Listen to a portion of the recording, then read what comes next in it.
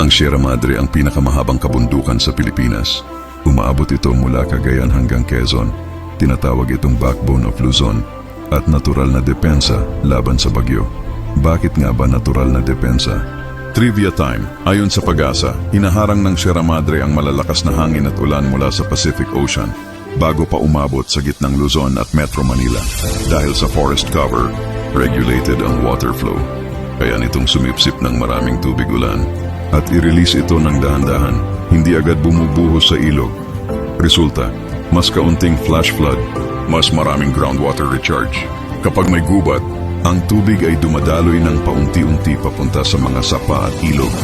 Kapag wala ang gubat o deforested area, ang ulan ay diretso, mabilis, at marahas ang agos. Nagiging sanhi ito ng flash flood at landslide. Lahat ng proteksyon na ito ay maaaring mawala dahil may problema ang Sierra Madre. Ayon sa mga satellite at drone images, may nakita ng pagmimina sa Dinapig, Isabela, na bahagi ng Sierra Madre. Ang epekto nito, pagkalbo ng kagubatan, pagguho ng lupa at pagbaha, pagkasira ng tirahan ng wildlife, kabilang ang Philippine eagle at polusyon sa tubig at ilog.